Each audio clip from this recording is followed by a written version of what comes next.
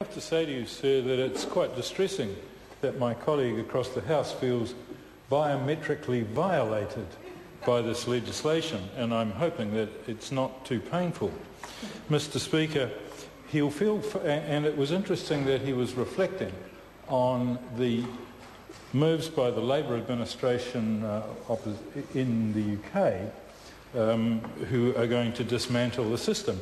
Just as the Labour Party here are quite keen to dismantle recent changes in our economy by introducing capital gains taxes and increase tax rates and other things. But I'd like to suggest to the biometrically violated member that any increases in tax by these people across here will violate him to a far greater and far more painful degree.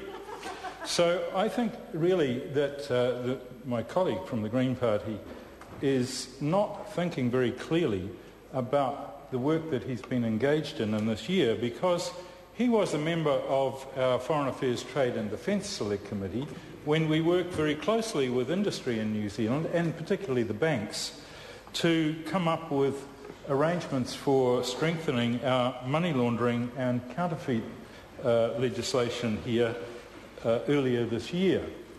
Can I say that this particular bill will help prevent against the use of fake identities? And as we've discovered in this House, even some of our own members have drawn, or ex-members, have drawn on creating fake identities, and that's absolutely outrageous. The Identity Information Confirmation Bill will extend the use of the web-based data validation service to public and private sector agencies on a strictly need-to-know basis. So I don't think that member should feel biometrically violated at all, because it will be a strictly need-to-know basis that information will be used. Agencies will check, and by agencies I'm talking here, for example, banks, will check whether the identity information presented by a customer is consistent with that held by the Department of Internal Affairs through the Citizenship Register, the Passports Database, and the various registers of the Births, Deaths and Marriages Registry Office. And my Green colleague will remember very specifically that our legislation and the money laundering bill requires every person that goes into the bank to conduct a transaction to take photographic identity information with him to prove, or her, to prove that the person is who they say they are.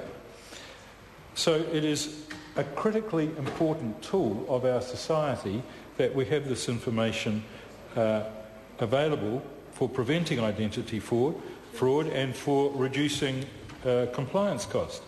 And at the same time, I would say that the government is mindful of privacy concerns because it doesn't want anybody to feel biometrically violated.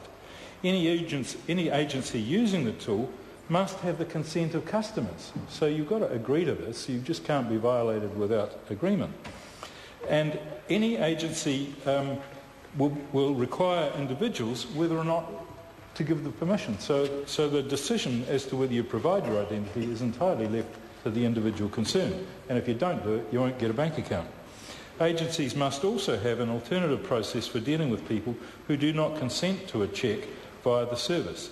That means they're not being forced into consenting. With those few words, I totally disagree with the last speaker, and I totally support the clauses of this bill. Thank you, Mr. Speaker.